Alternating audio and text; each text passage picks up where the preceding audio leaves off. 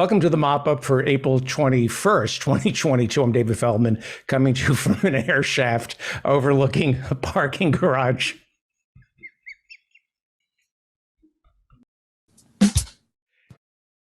ABC's The Masked Singer, featuring the unmasking of Rudy Giuliani, was the lowest rated show last night, according to Nielsen. Rudy Giuliani, as you just saw, held a press conference where he accused Nielsen of using software developed by Venezuela's dead President Hugo Chavez that allows millions of people to illegally watch NBC's Chicago Med. Well, Russians Foreign Ministry has announced that it has barred U.S. Vice President Kamala Harris and Facebook CEO Mark Zuckerberg from ever stepping foot in Russia again. Nice try, Russia, but we're still rooting against you.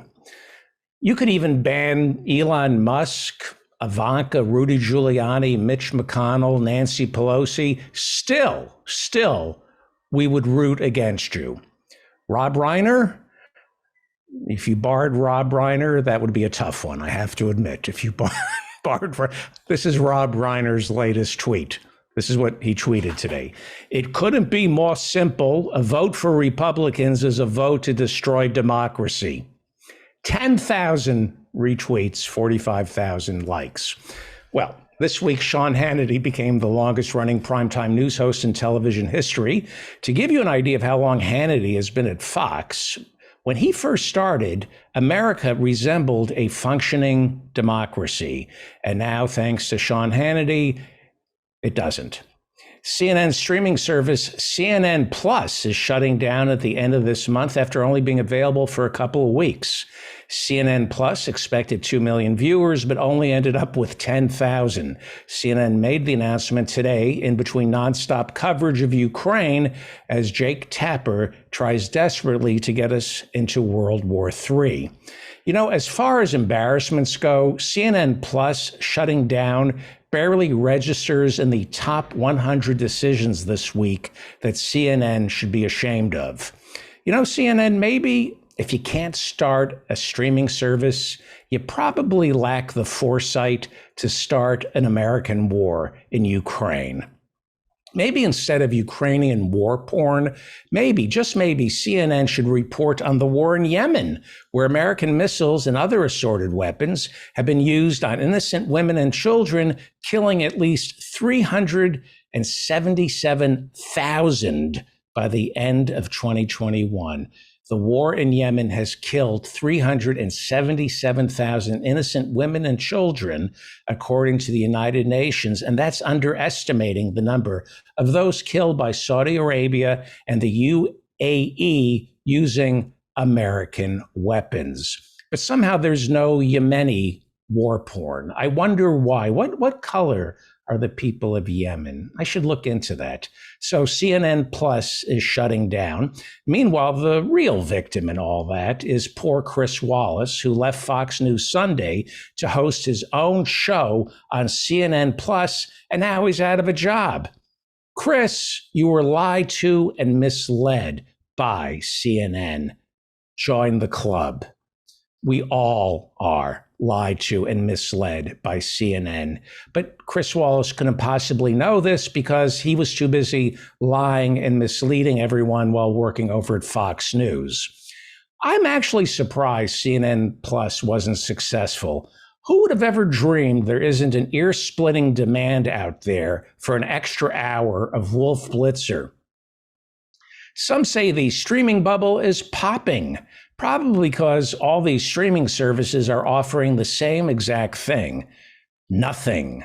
They offer nothing. Barack and Michelle Obama are quitting Spotify. And I don't mean they're canceling their subscription because Joe Rogan said the N-word 30,000 times and Joe Rogan gets people killed by promoting ivermectin instead of the vaccine. No, that's not why they're quitting Spotify. They're quitting Spotify in terms of they're not doing their show. They have a show on Spotify. Barack and Michelle had a multi-million deal with Spotify, and they were doing their own podcasts. And that makes sense because if there's anything Barack Obama is known for, it's all talk. So he's great. I don't listen, but he must be great at podcasting because his entire presidency was nothing but talk. The Obama's multi-million-dollar deal with Spotify wraps up at the end of this year. So they are shopping their podcasting wares to other venues like Audible, which is owned by Amazon, which is owned by Jeff Bezos. Do I see the Obamas marching with Christian Smalls to organize the second Amazon warehouse out on Staten Island? No. Do I even see the Obamas taking the time to interview Christian Smalls on one of their stupid podcasts for Spotify? Do I even see Barack Obama give a full-throated endorsement of the Amazon labor union? No, because he's too busy recording podcasts with Bruce Springsteen talking about the meaning of America and how we all need to dial back the combative rhetoric.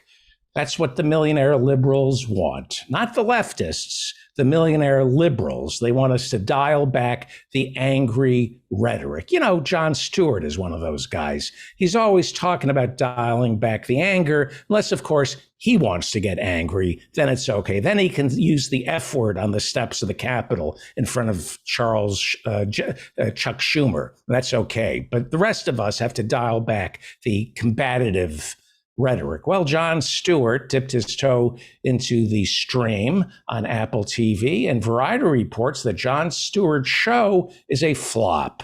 Nobody is watching it. Kind of like my show, the difference being I'm not handed millions of dollars worth of writers and producers and staff.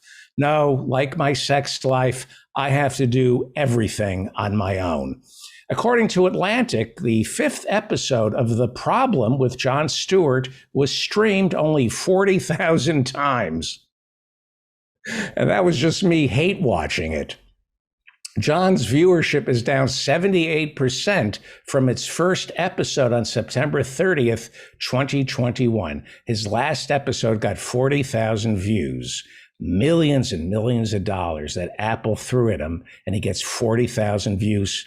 40,000 views. More Americans would rather watch a redneck accidentally take a dump in a hot tub on YouTube than endure another Jon Stewart F-word laden lecture on how Americans need to elevate political discourse. Well, if you want to elevate political discourse, Jon Stewart, you go first. How about you stop saying the F word? How about you buy a thesaurus with all your millions of dollars, all your writers that Apple pays for? Nobody can get this guy another word that's synonymous with the F word.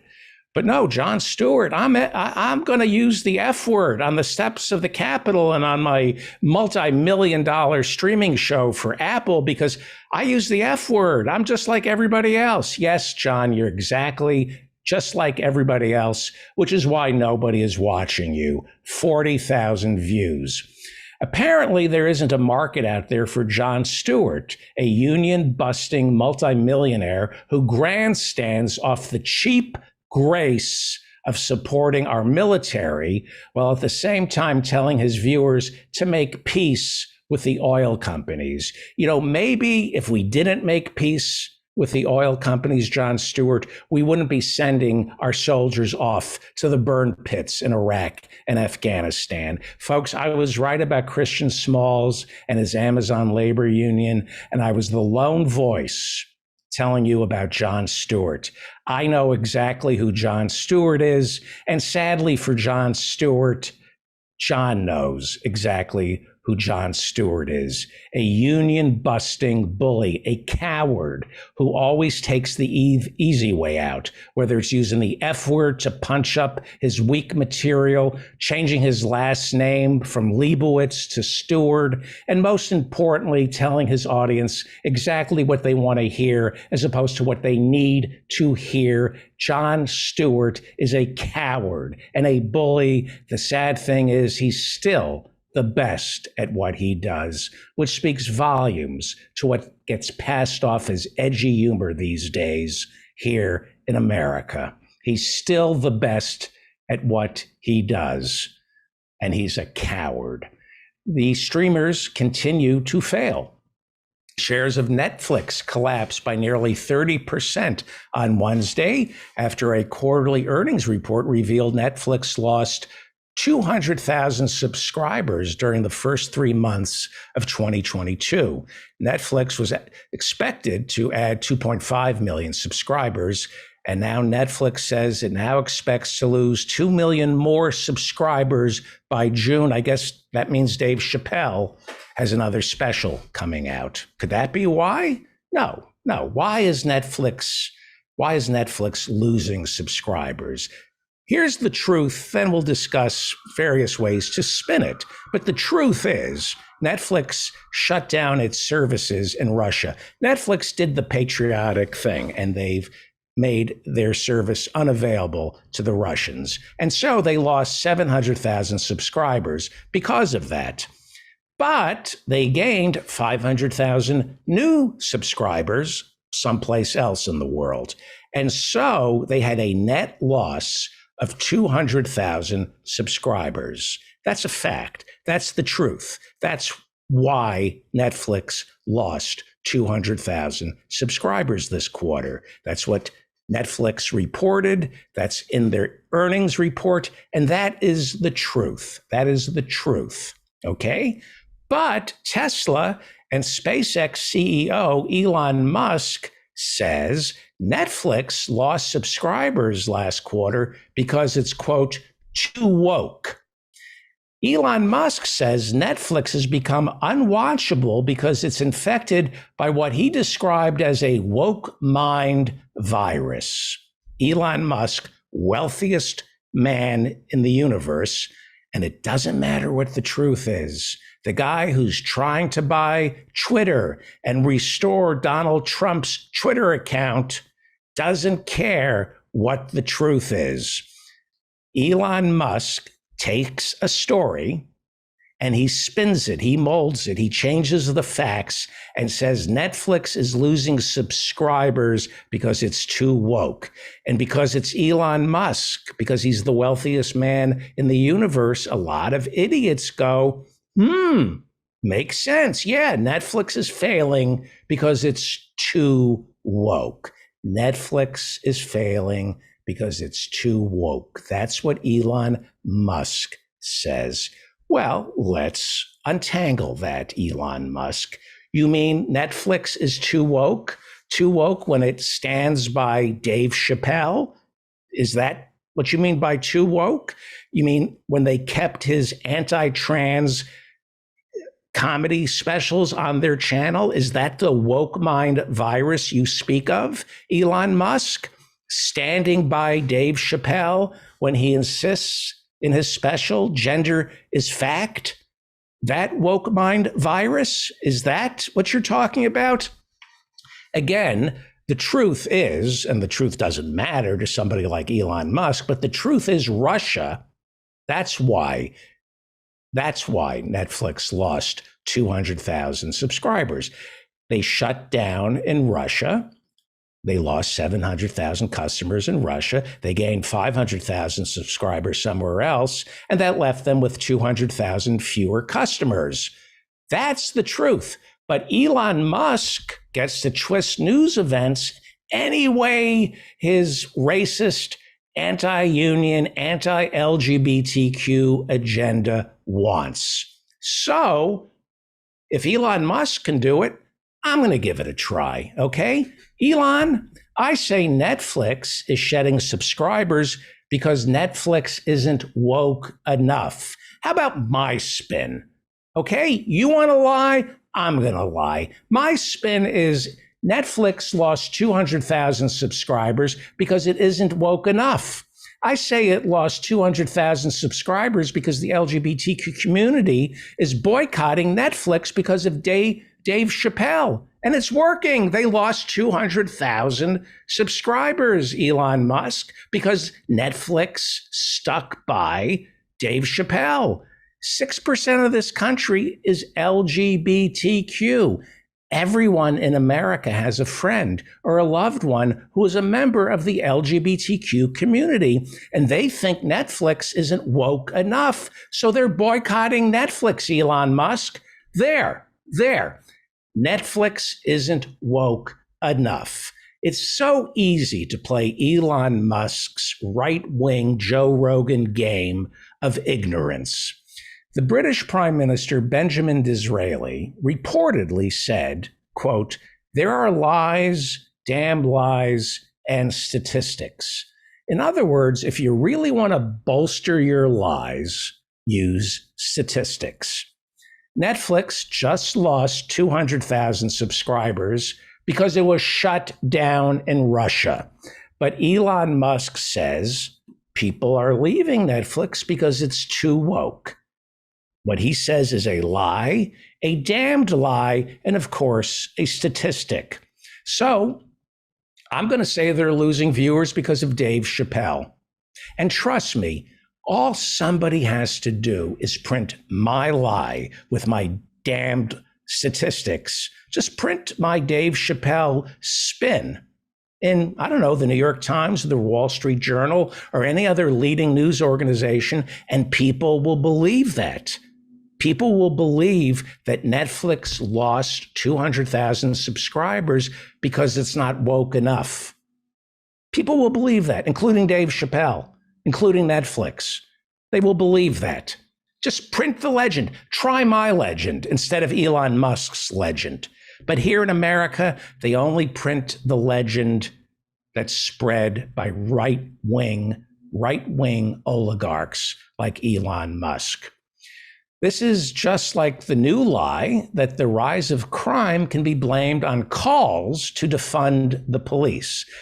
This is the whole new thing now. The rise in crime is caused by calls to defund the police. There is no credible evidence to suggest that any police department in America has been or will be defunded.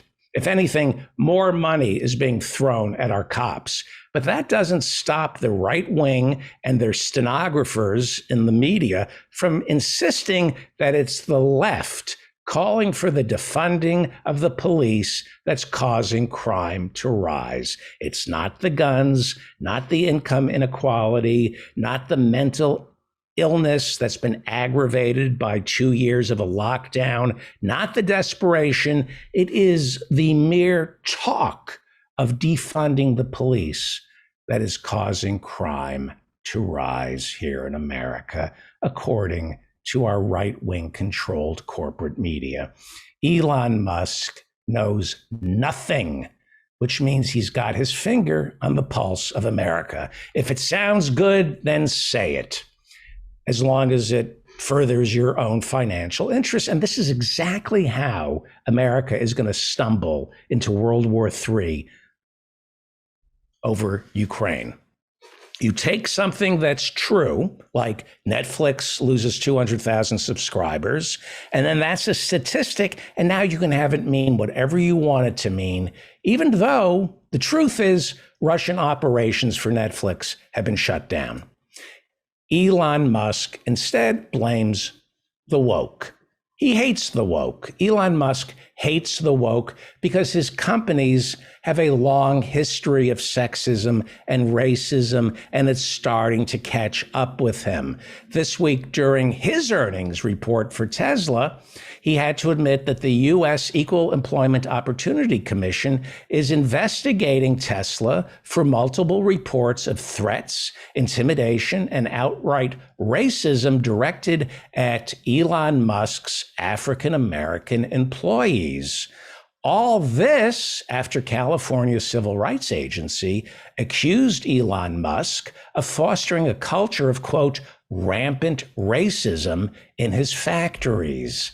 Tesla, that's the world's largest electric vehicle maker, is also being sued by the California Department of Fair Employment and Housing, which says Elon Musk created a toxic workplace for African Americans by ignoring their complaints for years about widespread use of the N-word inside Tesla's Fremont, California plant where 20,000 people work. A 3-year investigation conducted by California's Department of Fair Employment and Housing concludes Elon Musk's Tesla Fremont plant is, quote, a racially segregated workplace with no African Americans in leadership roles. The complaints against Elon Musk's racism and discrimination against African Americans goes back to 2012, saying supervisors and managers repeatedly called Black workers the N-word with abandon. One Black worker complained of hearing racial slurs as often as 50 to 100 times a day, and that's not because he was listening to Joe Rogan's podcast. Black workers complained they constantly saw racist graffiti on restroom walls, lockers, benches, workstations, lunch tables, and even the break room inside Tesla's factory. Elon Musk was born in South Africa during the height of apartheid. Someone born in South Africa at the height of apartheid should refrain from coming to America and trafficking in dog whistles like the word woke. We know exactly why Elon Musk doesn't like woke, for the same exact reason he doesn't like the government. The woke culture, just like the California government, calls him out for what he is, a racist. If you come from South Africa, you're not entitled to dismiss woke culture. If you're visiting America from South Africa, you need to bend over backwards to prove to us that you're not a racist. If you're born in apartheid era South Africa, Elon Musk, you better prove to us that you're woke, or get out of my country. Get out of my country. Don't come here from South Africa, a product of apartheid, and trash our woke culture. Get out of my country. Now, I'm sure Elon Musk, when he's not stoned, I'm sure Elon Musk doesn't think it's fair to assume all South Africans are white supremacists. Well, if you think I'm painting with a broad brush and calling all South Africans racists, Elon Musk, why don't you call the woke police? Call the woke police. Why are you being so sensitive? You're from South Africa. Come on, you're white, so you're a racist. Don't be so woke. Come on. Plus, I'm joking. Can't you take a little joke, Elon? What are you getting so woke about, my calling you a racist just because you were born in South Africa? So the thing is, I'm not joking. There are facts to prove that South African, a product of South Africa's apartheid, Elon Musk, is in fact a racist. There are numerous lawsuits in the state of California to prove that Elon Musk, who was born in apartheid-era South Africa, is in fact a racist. When Black employees are treated this way, when they hear the N-word incessantly, when they find no room for advancement at Tesla, that's racism. So I get why Elon Musk, who smokes dope with Joe Rogan, I get why he complains about the woke culture, because he's a racist. He's a racist. So of course he's going to complain about the woke culture. Late last year, Musk announced he was relocating Tesla headquarters from California to Texas, where companies are fined for not using the N-word. And if you think that's unfair, Google the name of former Governor Rick Perry's hunting camp. Rick Perry, longest serving governor in Texas history. Trump's energy secretary, Rick Perry. Google the name of his hunting camp and I'll wait. I'll wait. Google Rick Perry hunting camp. Got it? And then Google, is Rick Perry gay? Google, is Rick Perry gay? Then Google Rick Perry and these words: male escort, Joey the Hustler. Google these words: Rick Perry, comma, male escort, comma, Joey the Hustler. The midterms are 2 weeks away. On May 3rd, candidates for House and Senate face off in primaries in Ohio and Indiana. May 17th is primaries in Pennsylvania. And on May 24th, Texas will hold its runoff elections after holding its primary back on March 1st. Like I said, Ohio's congressional midterms are May 3rd. Nina Turner is running to unseat Congresswoman Shontel Brown, who won a special election last year to fill the seat vacated by Marcia Fudge, who Joe Biden picked to run housing and urban development.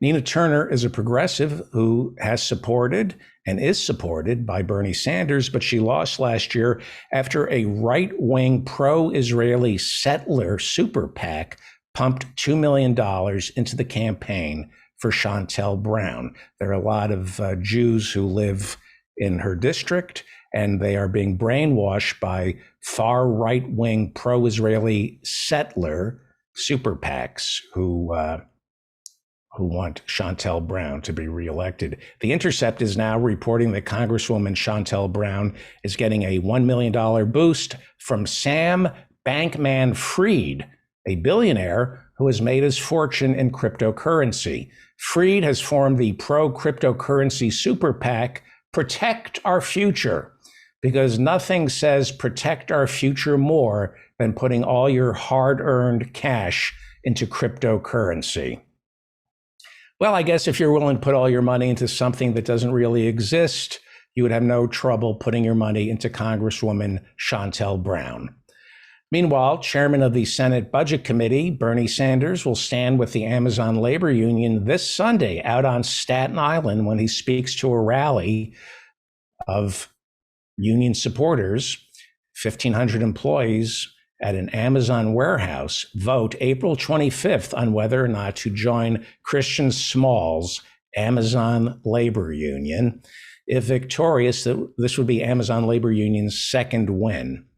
Amazon.com has a European division which received 1 billion euros in tax credits last year, claiming it lost 1.16 billion euros. That's according to its most recent corporate filings. Amazon, surprise, paid zero taxes in Europe and received a 1 billion euro tax subsidy. Now listen to me, Europe. This is how Amazon spreads like a cancer. They lose money for years. It's not Amazon, the second wealthiest man in the world, not Elon Musk, who's the other piece of shit? Jeff Bezos is worth $200 billion because they pretend they're losing money. They lose money. He loses money for years by undercutting his competition. He's doing this now in Europe. He has money to burn. So he goes into Europe and he charges less for everything. It's called predatory pricing. Predatory pricing. He has enough cash on hand and some angel investors who will keep pouring money into Amazon Europe so Amazon Europe can sell products at a loss, right? And at first, Europeans will start buying from Amazon to save money. You're buying stuff at cost or at a loss because Amazon can afford to do this. But soon the Europeans will have no choice but to buy from Amazon because all of Europe's brick and mortar stores will soon be out of business. Amazon is a cancer. Jeff Bezos looks like a tumor because he's a cancer. He looks like a malignant tumor because Jeff Bezos is a cancer. And my advice to Europe is shut Amazon down. On Wednesday, WikiLeaks founder Julian Assange moves one step closer to being extradited to the United States to face espionage charges.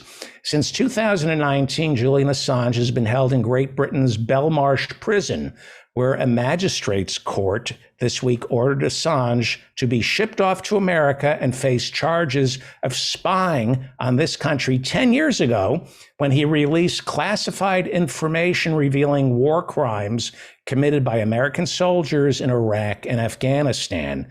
Now it's up to Home Secretary Priti Patel to approve the extradition. Before being transferred to Belmarsh prison, Assange spent 7 years inside London's Ecuadorian embassy. Assange faces 17 counts of espionage for assisting U.S. Army intelligence analyst Chelsea Manning in stealing files that included a 39-minute video of more than a dozen Iraqis, including 2 Reuters journalists, getting shot to death by U.S. military inside Apache helicopters. Some of our military were heard laughing while committing these atrocities. Nobody in the American military was charged in the killings, but Assange faces 175 years in prison for exposing these war crimes. Nick Turse over at The Intercept reports today that the brother of one of 11 Libyans killed by an American airstrike in 2018 that destroyed 3 sport utility vehicles, the brother is now filing a criminal complaint against the NATO officials who orchestrated that missile strike, and the brother wants those officials charged with murder. The Intercept also reports that of the 150 airstrikes launched against ISIS in Libya, 1 out of every 4 of those strikes killed innocent civilians. The Intercept reports that after a missile strike, our Pentagon only conducts an on-site inspection 16% of the time. 84% of the time, our Pentagon relies on satellite imagery to determine whether the attack was, as the Pentagon calls it, righteous. Well, the Washington Post is now reporting that America's life expectancy cratered in 2020 due to COVID, but in 2021, unlike the rest of the industrialized world, our life expectancy continued to go down despite the vaccine. America is the only nation in the industrialized world not to see an uptick in life expectancy in 2021. The Institute for Policy Studies issued a new report revealing that in the 50 years since the assassination of Dr. Martin Luther King, 60% more Americans are living below the official poverty line. 41 million Americans now live in poverty, with an additional 100 million living at or right above it. There are now 8 times as many Americans behind bars since Dr. King was shot. 66% of American prisoners are people of color. That's 10% more than when Dr. King was shot. Federal spending on prisons during the past 50 years has increased more than 10 times. The Institute for Foreign Policy Studies says that when Dr. King was assassinated, the federal government spent $2 on the Vietnam War for every dollar spent on anti-poverty programs. Today, for every dollar spent to fight poverty, $4 are spent on the military to fight, well, not quite sure who we're fighting. 4 times as much. We're spending 4 times as much now on military spending than we did at the height of the Vietnam War. Well, meanwhile, the Brookings Institute has issued a new report this week indicating that while gun violence has seen an uptick, it's important to pay attention to where the gun violence has increased. According to the Brookings Institute, gun violence is highly localized and goes up in cities where gun violence has always been going up. That would be cities where there is chronic poverty and in specific zip codes where the government fails to invest in the lives of those living there. Brookings says poverty alone cannot account for zip codes with high rates of gun homicides. What can account for the gun violence, however, is mixing poverty in with racial segregation and what Brookings calls systemic disinvestment. Systemic disinvestment. Systemic disinvestment. That is think tank talk for spending more on the military than on fighting poverty. Systemic disinvestment. Go fuck yourself. This systemic disinvestment.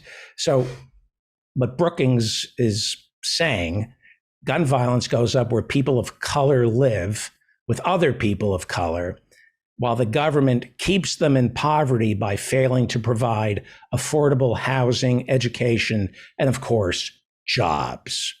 Jobs. Systemic disinvestment. Well, jobs. The Labor Department reports that our economy added 431,000 jobs in March, but 230,000 Blacks and Hispanics left the labor force. The Labor Department says that Black unemployment is double that of white unemployment, and unemployment now hits men harder than women. So if you want to put an end to gun violence, get rid of the guns. But since we're not going to get rid of the guns, we need to put Black men to work, Hispanic men to work. How about we put them to work getting rid of guns? Oxfam is a global organization that reports on income inequality. According to a new study, Oxfam says the International Monetary Fund is forcing fiscal austerity on the millions of third world people who live in countries that accepted pandemic relief loans from the International Monetary Fund. According to Oxfam, in the first year of the pandemic, 85% of all IMF loans to third world countries demanded fiscal austerity, which meant balancing budgets and reducing spending on infrastructure and social safety nets. That's in order to pay back the loans from the IMF. In the second year of the pandemic, 80% of all IMF loans made to third world countries were predicated on the promise of practicing fiscal austerity. In the new report, Oxfam writes, the austerity measures envisaged under these new IMF loan programs are likely to turn a devastating situation into an unbearable one. To pay back these loans, third world countries are reportedly raising taxes on food while freezing wages for government employees, despite widespread worldwide inflation. Because of the forced austerity on 52 low-income nations, government spending on health care worldwide will drop considerably. That's according to the World Bank. Inflation. America's inflation rate for the past year is now 8.5%. According to the Minneapolis Federal Reserve, the inflation is hitting people especially hard when it comes to the necessities of life. The uptick in prices has been seen in electricity, food, mass transit, and healthcare. The Minneapolis Federal Reserve points out that upticks in electricity or rent or food, mass transit, and healthcare hurt the middle class and the poor far worse than it does the rich, since there is a fixed amount that people can spend on all these categories.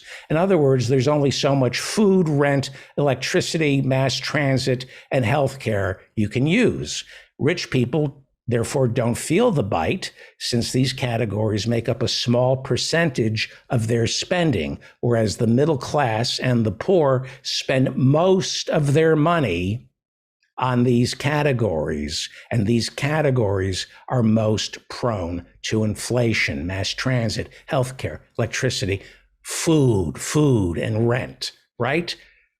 That's where we're seeing the most inflation, and that's what the middle class and the poor spend practically all of their money on. So while workers see an increase in wages in the past year, all of it has been offset by inflation. And what is the cause of this inflation? Well, pieces of shit, fiscal hawks like Joe Manchin, will lie and blame government spending. That is a lie. Inflation is rampant throughout the world. We're seeing inflation in countries with generous safety nets. We're also seeing it in countries that practice fiscal austerity. The inflation we're witnessing is not caused by government spending. It's caused by several factors, not government spending. COVID has created supply chain issues. There's a shortage of stuff because not everyone has returned to work. And a shortage of stuff creates an increase in demand, which causes an uptick in prices. Inflation is also being caused by climate change, drought, famine, and fire. Fire creates supply chain issues, especially when it comes to food or electricity or housing, because fire removes the housing supply. And of course, war. War causes inflation. War in Ukraine is creating a supply chain issue for energy, much of which comes from Russia, but no longer. And food, specifically wheat, much of which comes from Ukraine, but no longer. It's planting season, but the soil is filled with mines and bombs, American bombs, as a matter of fact. Ukraine is huge. It's the largest country in Europe, and its wheat fields used to feed Africa as well as other parts of the third world. And now, because of the war, there's a shortage of wheat and other food stuff, and that drives up prices. So here is what corporations do. This is what corporations do, but their workers can't. Corporations have the freedom to raise prices when they must pay more for stuff. So they pass the costs on to the consumers and then some. They are not just passing along costs, they are passing along more than just costs. They're finding profits, right? That's why so many corporations have record earnings this quarter. Corporations are raising prices, right? Not wages, just prices. So workers are getting screwed. They're getting paid less because of inflation, and everything they need costs more. Everything American workers need, everything is more expensive, not solely because of the cost of material. Everything they need is more expensive because of price gouging. Corporate America can charge what it wants because of their monopolistic powers. When it comes to bare necessities, only a handful of corporations provide them.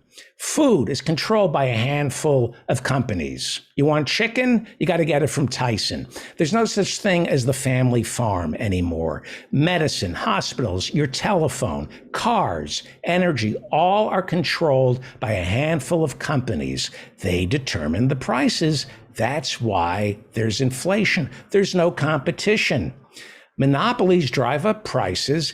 And because they're a monopoly, they drive down wages. If there are only a few companies doing the hiring, these corporations can pay workers pretty much what they want. Wages are going down because labor is something corporations purchase. They buy labor. And corporations in America have what is called a duopsony. A duopsony. A duopsony is an economic condition where there are only two buyers for a service. If only two companies are buying your service, they can pretty much dictate what they pay for that service. In television, despite all the streaming services that are struggling, despite all the cable companies that are struggling, there are not two, but there are about 5 companies that own all the streaming services and all the cable stations and all the networks, and they do all the hiring. That's a duopsony. Duopsony. That's 5 companies who own all of television. So they determine what they pay for a show, what they pay for a writer, an actor, what they pay the producers. They control what they pay the workers. And because they're not competing with anyone else, they can raise prices on their shitty product. Your cable company can charge whatever it wants for the shit that it tries to pass off as entertainment. Your energy provider, your internet, your phone company, they basically charge whatever they want because where are you going to go? and they can pay their employees whatever they want, because where else are the workers going to go? Prices are going up, up, up, and Joe Biden ran on increasing the minimum wage, which has not been hiked in 15 years. So whatever gains made by workers in terms of wages past couple of years, they're all being wiped out by inflation, and that benefits corporate America because they get to raise prices, right? Without raising wages. And Joe Biden, because he is an inveterate liar, will not keep his promise to raise the minimum wage. He will allow inflation to be used as a cudgel to keep the minimum wage down, even though it's a lie, even though it's a lie. Raising the minimum wage has no effect on inflation. The liars in Wall Street, on Wall Street and in Washington, they will blame inflation on wages. That is a lie. Inflation has nothing to do with paying workers more. And Biden will not keep his promise. He will not raise the minimum wage because the lie will be spread. It's being spread now that raising the minimum wage will cause inflation. And because Biden is a liar and will work with that lie, American workers can't afford heat, food, or rent because Joe Biden won't give us an increase in the minimum wage, which hasn't been spiked, pumped up in 15 years. The minimum wage hasn't been raised in 15 years. And yet we have 70s era inflation, right? Right now is we have 70 eras inflation. But this government is going to insist, if you increase the minimum wage, we'll have inflation. We already have inflation. It has nothing to do with wages or increasing the minimum wage.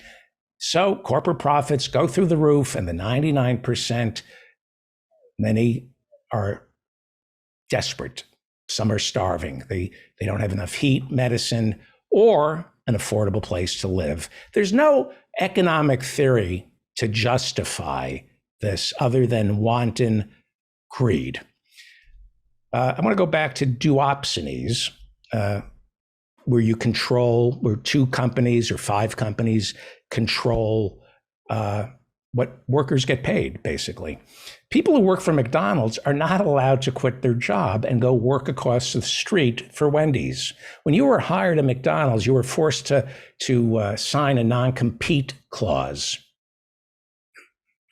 So talk to me about what it means to be free in America. Whose freedom are we talking about? Where is the freedom from precarity? Where is the freedom from want? The freedom to quit your job and go across the street and work for somebody else? In America, freedom is measured by how much you're allowed to intimidate your employees. Freedom is measured by how much the ruling class can enslave its workers. According to the Treasury Department this year, 1 out of 4 workers in America is subject to a non-compete clause, which means if you work for Amazon, you're not allowed to go work for any of their competitors. But we hear about the free market and how competition is good. Yeah, competition is good as long as the playing field isn't level. The workers are not allowed to compete. Big tech is run by non-compete clauses. If you work for Google, you move up the ranks, you are not allowed to take your newly acquired job skills and bring them over to Facebook.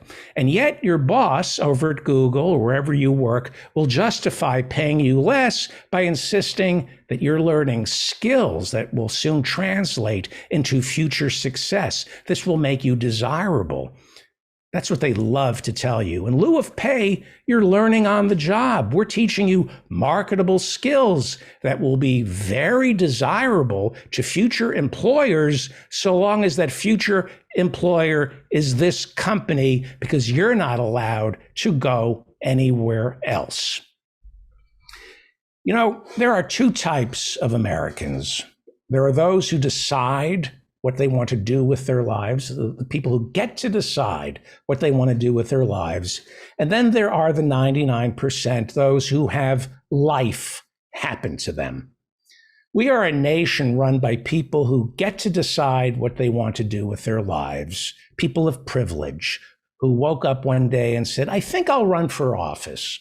Nancy Pelosi, the pampered, privileged daughter of Baltimore's mayor, she married a wealthy businessman, and she decided to get involved in San Francisco politics, not because she saw politics as a way to better people's lives, but because she wanted to better her life. She knew the game. She grew up in it, and that's what she wanted. That's what she decided to do with her life, to make her life better. Chuck Schumer, Senate Majority Leader, Harvard Law graduate, and he decided, you know what I want to do with my life? I want to play the game of politics. I find that intellectually stimulating.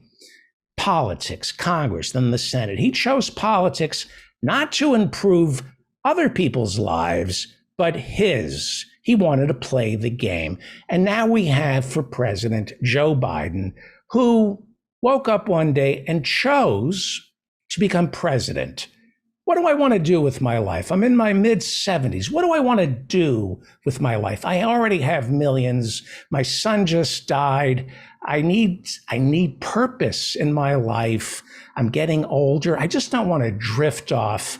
I'm going to run for office. I'm going to run for president. That's why Joe Biden ran for president, because he needed to do something with his life, not something for our lives. He ran for president in 2020 because he wanted back in the game.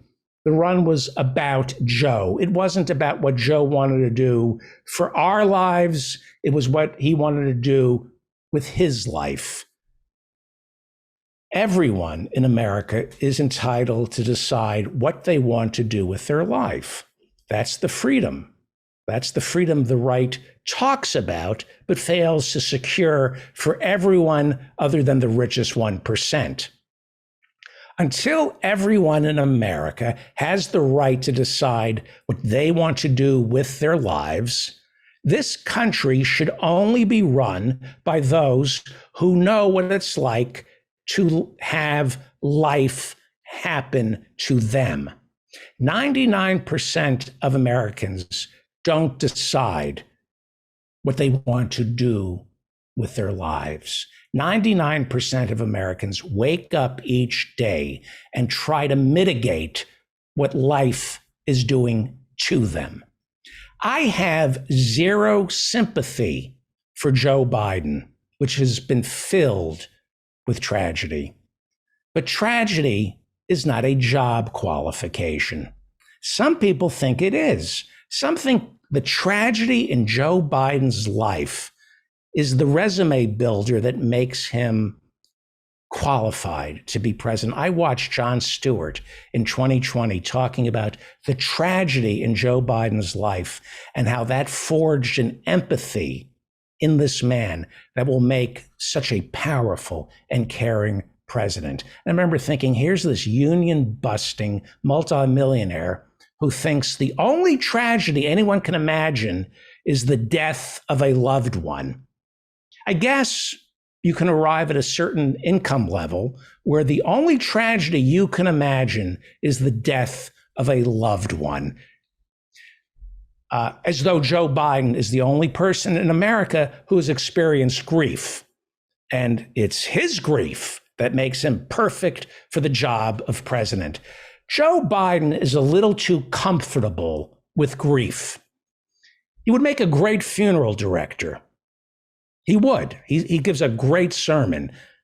He knows what we're going through during a tragedy, but he has no idea how to stop a tragedy from happening. He's a funeral director. Joe Biden is a funeral director. He is not a doctor. Joe Biden is comfortable ushering people onto the great beyond, but he does nothing to prevent it from happening. I remain dumbstruck every day by how his administration has turned Ukraine into a video game. Nobody wants it to stop in the Biden administration. Nobody in the Biden administration is trying to stop this.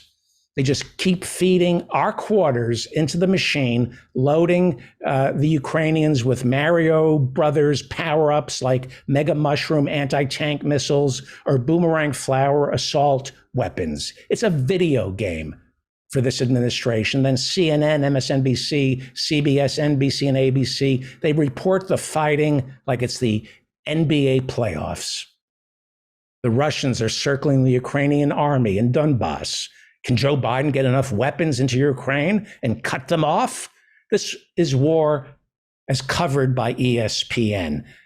And nobody talks about diplomacy. There isn't even a pretense of this administration trying to stop the dying. All Joe Biden does is brag about all the weapons he is giving the Ukrainians.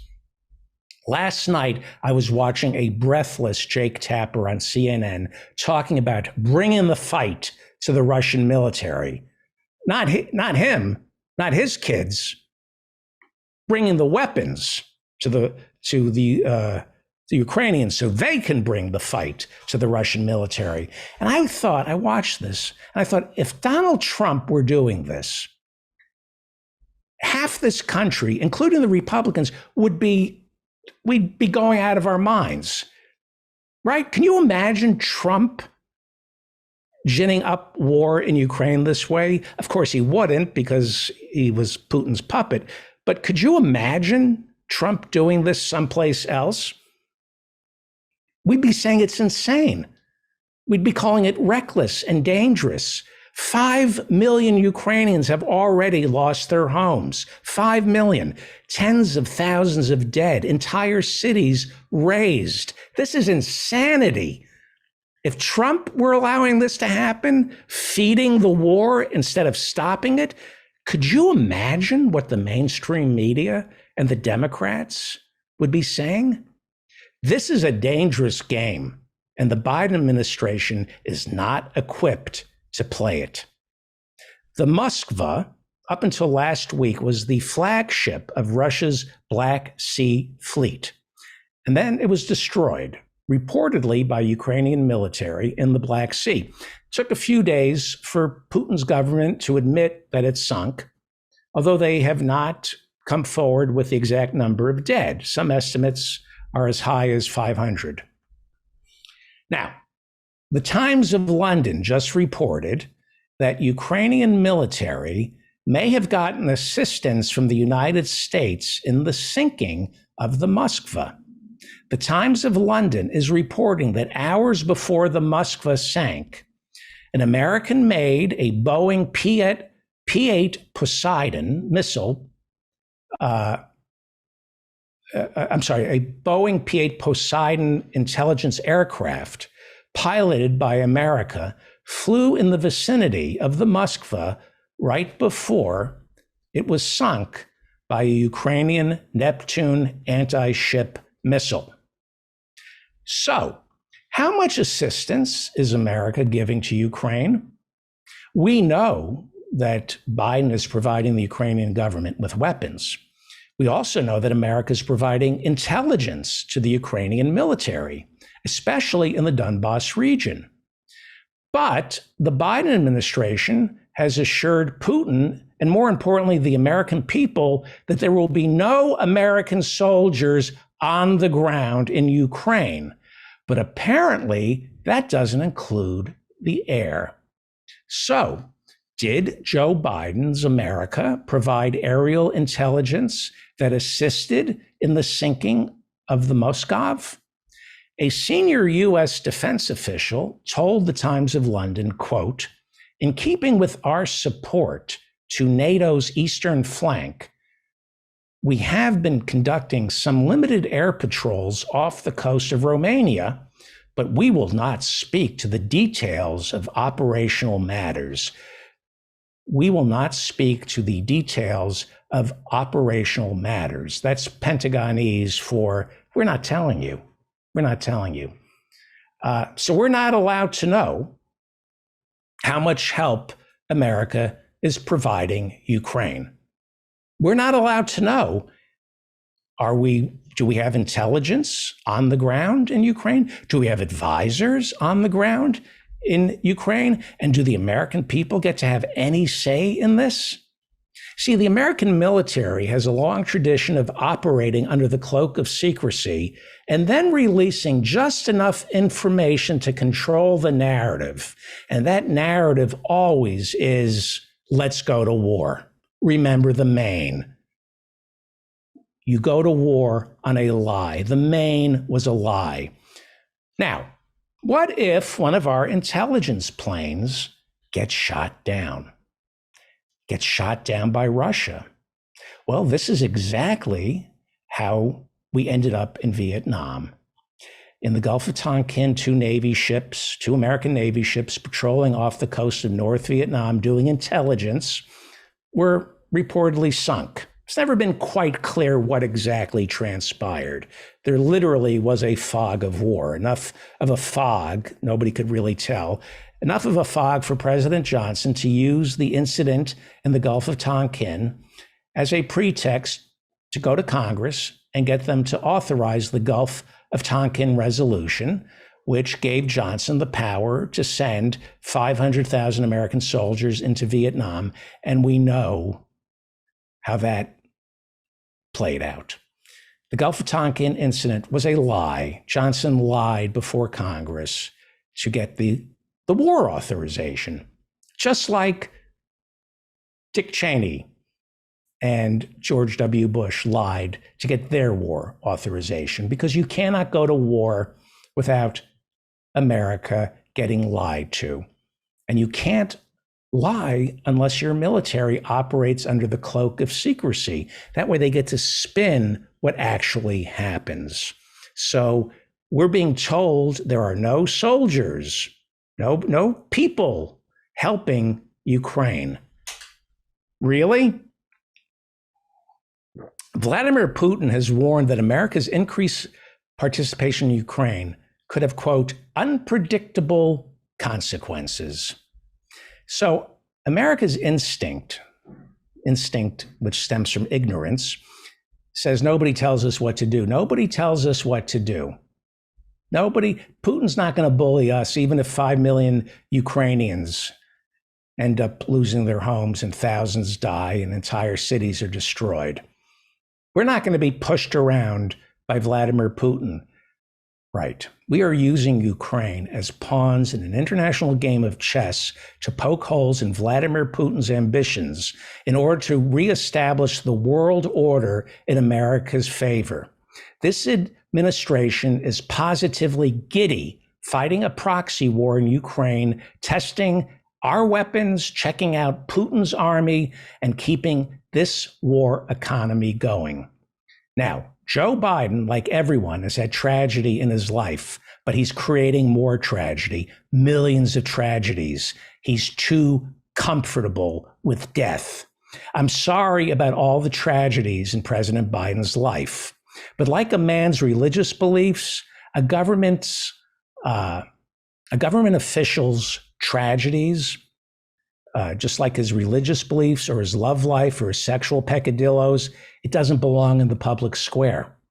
I expect my politicians to come to Washington and help the people who don't get to decide what they want to do with their lives. That's your job. If you come to Washington, you're supposed to help the people who wake up each day and try to mitigate what life does to them. You don't come to Washington because you needed to do something with your life.